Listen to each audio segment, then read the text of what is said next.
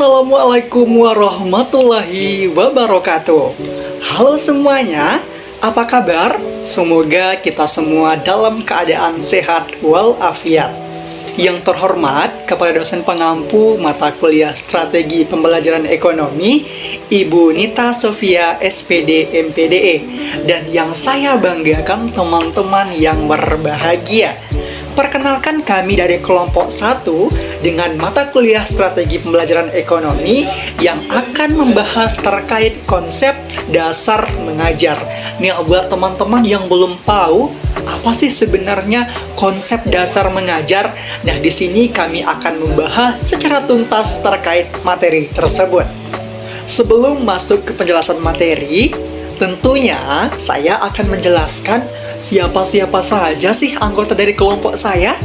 Saya Agi Saputra dengan NIM 21053002 sebagai moderator yang akan memimpin presentasi pada kesempatan kali ini.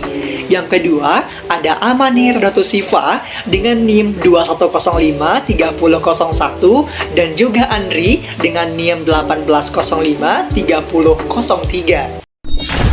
Adapun materi yang akan kami bahas pada kesempatan kali ini terkait 3 poin. Yang pertama, ada konsep dasar mengajar. Yang kedua, ada perubahan paradigma dalam mengajar. Dan yang ketiga, yaitu makna mengajar. Nah, ada nggak sih teman-teman yang berpikir bahwasanya mengajar, belajar, dan pembelajaran merupakan satu kesatuan yang sama? Nah, jika ada dari teman-teman yang berpikir bahwasanya 3 konsep itu sama, teman-teman harus mendengar penjelasan ini dan juga menyiapkan buku dan pena dan menyatat poin-poin penting atas apa yang kami jelaskan nanti. Mari simak penjelasan berikut ini. Perlu kita ketahui bersama sebagai mahasiswa dan juga calon pendidik, belajar dapat dilakukan oleh seseorang pagi, siang, dan malam hari. Kita belajar dapat dilakukan sesuai dengan keinginan masing-masing individu manusia. Jadi, belajar adalah kegiatan atau aktivitas baik jiwa dan raga yang saling sadar untuk mendapatkan satu perubahan tingkah laku sebagai akibat dari pengalaman individu dalam interaksi dengan lingkungan sekitarnya. Selain itu, belajar tidak lepas yang namanya mengajar. Bahwasanya, mengajar adalah penyampaian ilmu pengetahuan kepada siswa bahwa dalam pandangan tradisional, mengajar dimaknai sebagai penyerahan kebudayaan berupa pengetahuan, pengalaman, dan kecakapan kepada siswa. Sedangkan pembelajaran merupakan seperangkat tindakan yang dirancang untuk mendukung proses belajar siswa dengan memperhitungkan kejadian-kejadian eksternal yang berperan terhadap rangkaian kejadian dalam diri siswa. Nah, itulah terkait pengertian dari belajar, pembelajaran, dan juga mengajar. Selanjutnya, mengajar sebagai proses penyampaian materi pembelajaran. Secara deskriptif, mengajar diartikan sebagai proses penyampaian informasi atau pengetahuan dari guru kepada siswa. Proses penyampaian itu sering dianggap sebagai proses mentransfer ilmu.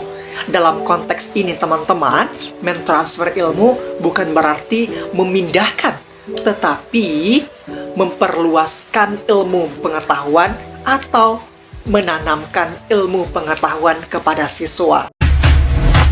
Selanjutnya, mengajar sebagai proses mengatur lingkungan. Terbagi atas 4 pokok bagian.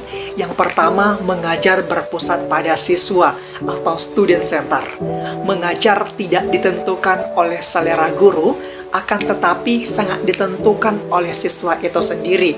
Hendak belajar apa siswa dari topik yang harus dipelajari, bukan hanya guru yang menentukan, tetapi juga siswa. Yang kedua, siswa sebagai subjek belajar. Dalam konsep mengajar sebagai proses mengatur lingkungan, siswa tidak dianggap sebagai organisme pasif, yang hanya sebagai penerima informasi, akan tetapi dipandang sebagai organisme yang aktif, yang memiliki potensi untuk berkembang.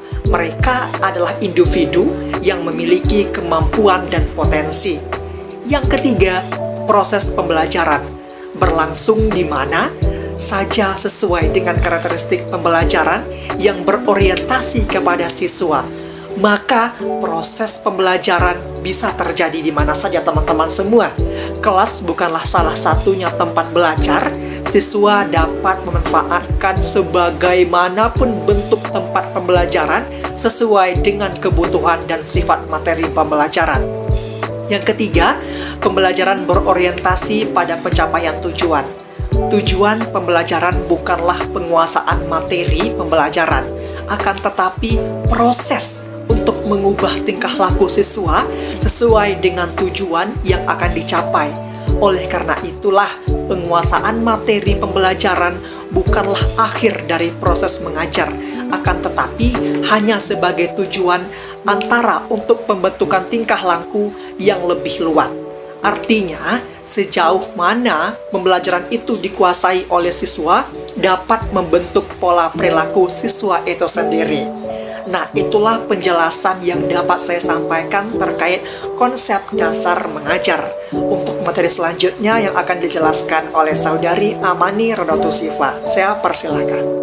Terima kasih saya ucapkan kepada moderator. Materi selanjutnya yaitu perubahan paradigma dalam mengajar. Sebelum masuk ke materi, kita harus mengetahui terlebih dahulu apa itu paradigma. Paradigma merupakan cara pandang seseorang terhadap sesuatu yang dipikirkan berdasarkan pada asumsi dan nilai tertentu yang dipengaruhi oleh keadaan lingkungan dan faktor situasi. Sehingga cara pandang tersebut dapat mengubah kognitif atau pengetahuan, afektif atau sikap dan perilaku seseorang dalam bertindak. Selanjutnya yaitu bagaimana mengajar pada paradigma lama dan paradigma baru. Pada paradigma lama, guru dan siswa berjalan sendiri-sendiri seakan tidak ada hubungan komunikasi. Penyampaian materi pelajaranlah yang terpenting dan tidak peduli apakah materi itu dapat dipahami oleh siswa ataupun tidak. Sedangkan pada paradigma baru, mengajar dianggap sebagai sebuah proses mengatur lingkungan dengan harapan agar siswa belajar. Siswa didorong untuk belajar sesuai dengan gayanya sendiri dengan memanfaatkan lingkungan tadi. Pada paradigma ini, peran guru bukan sebagai sumber belajar yang menjelaskan materi pelajaran secara langsung, namun berperan sebagai orang yang menyediakan dan menunjukkan berbagai fasilitas belajar, sekaligus orang yang mendorong dan membimbing siswa untuk beraktivitas. Selanjutnya, alasan penting merubah paradigma mengajar. Yang pertama, adanya ledakan ilmu pengetahuan yang sangat pesat. Hal ini harus diimbangi dengan mengembangkan kemampuan otak untuk secara kreatif dapat menemukan hal-hal yang baru. Yang kedua yaitu perkembangan teknologi, khususnya teknologi informasi dan komunikasi yang sangat hebat, dapat mempengaruhi pola belajar dan pembelajaran yang dilakukan oleh siswa. Yang ketiga yaitu adanya penemuan-penemuan baru, terkhususnya dalam bidang psikologi yang mengakibatkan penambahan baru terhadap konsep perubahan tingkah laku manusia. Sekian materi yang dapat saya sampaikan, saya kembalikan kepada moderator. Saya Andri, NIM 18053003. Saya akan melanjutkan materi selanjutnya yaitu tentang makna mengajar. Banyak sebagian orang berpendapat bahwa mengajar adalah suatu proses menyampaikan atau mentransfer ilmu dari seorang pendidik kepada peserta didiknya. Tetapi tampaknya pendapat ini harus jauh-jauh ditinggalkan. Karena apa? Karena sudah tidak sesuai dengan perkembangan zaman pada saat ini. Jika mengajar dipahami sebagai kegiatan mentransfer ilmu kepada siswa, maka pengajar itu sendiri hanya akan terbatas pada penyampaian itu saja, yang mana seorang pendidik yang akan aktif dalam kegiatan atau di dalam kelas, tetapi siswanya begitu pasif. Jika mengajar dimaknai sebagai segala upaya yang dilakukan dengan sengaja untuk menciptakan proses belajar pada siswa dan mencapai tujuan yang telah dirumuskan, maka sasaran akhir dari proses mengajar itu adalah siswa itu sendiri, yang dimana siswalah yang harus belajar, tetapi seorang pendidik atau seorang guru hanya untuk memberi jalan atau membimbing siswanya untuk belajar. Kesimpulannya, hakikat mengajar itu merupakan di mana usaha guru menciptakan dan mendesain proses belajar pada siswa. Jadi yang terpenting dalam belajar mengajar itu bukanlah bahan yang disampaikan oleh seorang guru, akan tetapi proses di mana siswa mempelajari bahan tersebut.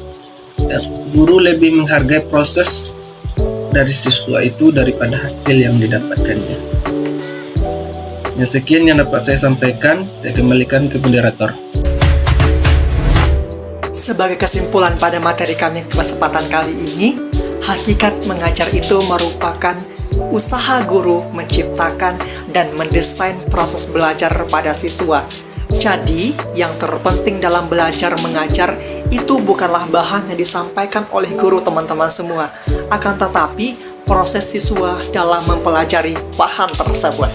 Ingat teman-teman, guru lebih menghargai proses daripada hasil.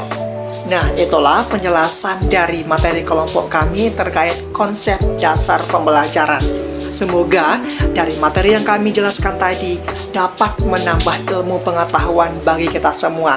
Di sini, saya Anggi Saputra sebagai moderator mengucapkan ribuan terima kasih kepada dosen pengampu yang telah memberikan kesempatan kepada kami untuk menjelaskan materi pada kesempatan kali ini. Akhir kata, saya moderator mengucapkan terima kasih. Wassalamualaikum warahmatullahi wabarakatuh. See you next time.